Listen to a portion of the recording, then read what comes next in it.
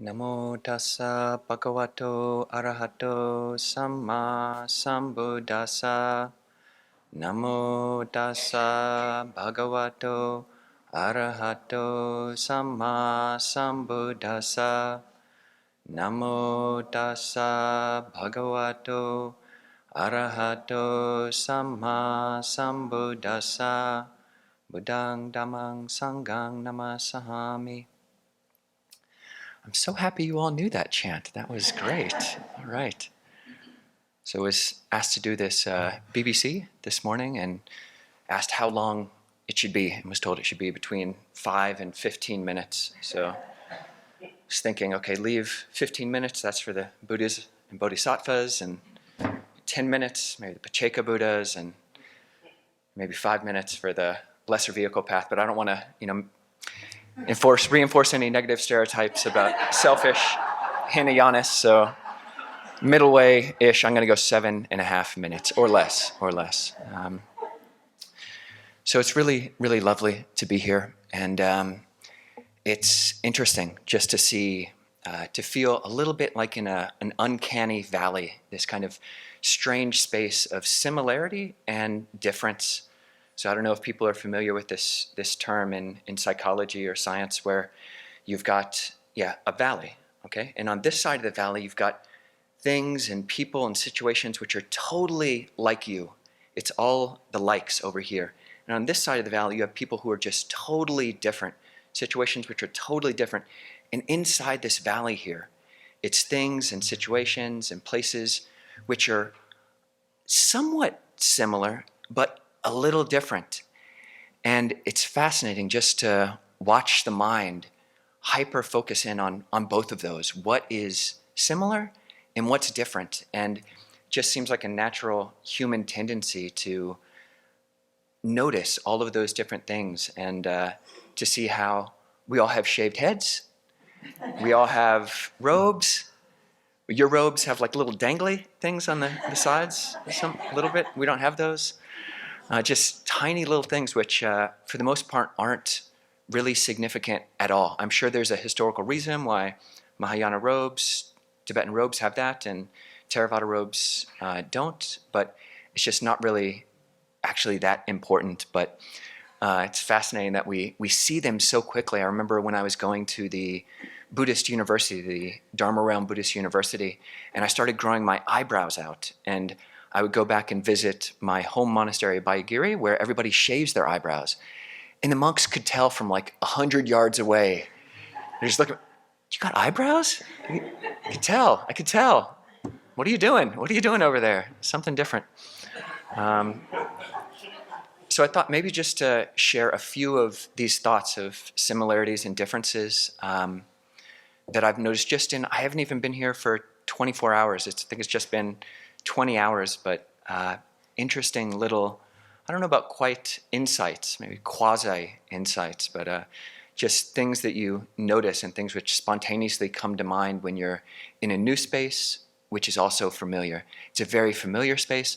I know pretty much all of the monastics, and it's really wonderful to keep coming back and see sameness, you're same, and you're totally different. Your bodies, your cells are totally different. My body, my cells are in large part different from when we saw each other a year ago, but just to see these things and just thoughts come up which I wouldn't have outside of a context like this. So this was not an insight, not a super inspiring thought, but it did float in like an insight.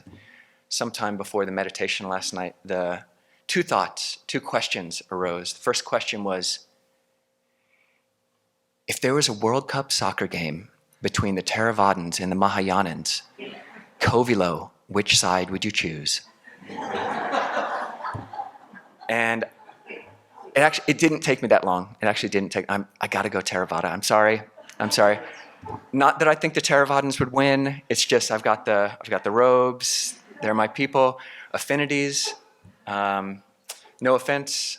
I really don't know who will win. But the second question was more important. The second question is, what about if the World Cup soccer game was not Theravadins versus Mahayanans, but was Dharma practitioners, Buddhists versus Mara, greed, anger, and delusion? Which side would you play on, Kovilo? Buddhists. Yes, I got at least one other fist bump out there. And I think the next thought was, I would probably play fullback. I'd be in the back and allow the strikers frontline, Tubchen Chodron, Venerable Ajahn Nisabo, you'd be frontline strikers. I'd be cheering you on from the back, just trying not to score own goals on ourselves. So that was just one thought I had. Another, it's interesting, different perceptions of time and space between Theravada and Mahayana, and just in the course of a day, different ways that we relate to time and space in the Theravada, and I'm sure also in the Mahayana. One of the ways of defining the Dhamma is it's akaliko, which means it's timeless. But the Buddha is also said to be one who is kalanyu. He's someone who knows time and place. And you've got in the suttas, in the sutras, just these elaborations of huge expanses of time. But what's most important is the Sandittika Dhamma, which is apparent here and now, timeless, encouraging investigation. We have to know vast, big time and the most immediate time, which is really the only time we have, the present moment. This came up for me around midnight last night when the alarm clock in our room just started meh, meh, meh. And I think it didn't even get to the third meh when I was on top of it. And I hit some button, I was asleep, smacked some button that shut it off. And then 9 minutes later, meh, meh, meh, meh. Okay, I think I hit it before the third button. And Ajahn Nisabo very kindly praised me. He says, "You're like a ninja. You're like a ninja Koguro." Sleeping right next to each other. Praise me, thank you, Ajahn. And then I got out a flashlight and I looked on the side. Okay, I'm turning the alarm off from on. I guess it was on, so I turned it to off. Then at midnight 18, meh, meh, meh. And so at that point, I'm like, this must be some kind of Mahayana koan. Like it's the alarm clock that just does not turn off. It's just alarm is always on.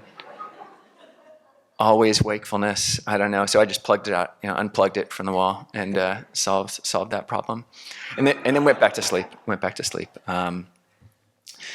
But yeah, just an interesting aside. The Russian word. I only know 2 or 3 Russian words, but the Russian word for alarm clock is cognate with the Sanskrit Pali word for Buddha. So it's budilnik, that which awakens. It's that which awakens. So it's kind of fascinating. Yeah. So it's good to get awakened by the Buddha.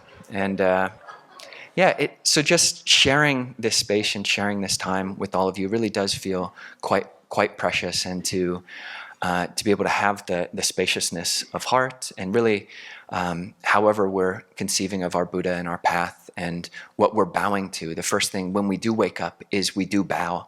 We're close to the ground, and that's easy. If you're in a big, luxurious bed, you just want to go back to sleep. Whereas if you're close to the ground, the first thing you want to do is to bow to your trajectory, to your highest goal. And whatever our highest goal is, to be able to keep tapping into, it's our job as whatever kind of Buddhists, whatever kind of practitioners, to keep coming back to this present moment and to have as big and great a heart as we can bring to things. So just a lot of gratitude for this time, this space. Grateful for all of your practices. And why are we here? We're here to create connections, to learn, to continue and keep up the connections we already have, and just hope we can keep doing it as the years go by, and hope to keep learning from all of you. And yeah, very glad that we're on the same team. So in the Theravada tradition that we ordained in, after our 5th year in robes, it's kind of like the first 5 years are apprenticeship. You're very studying quite closely with a teacher, and then you've got this journeyman period when you can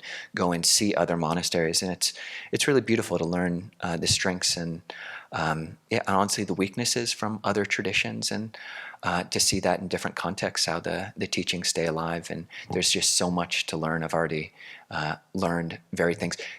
What is the exact designation for what the hall is right now? It's like imminently complete, or what's the substantial completion? Substantial completion. That's why I chose the Theravada, because I feel like we're so much closer to this substantial completion phase of things. So no pressure. You'll get there someday, but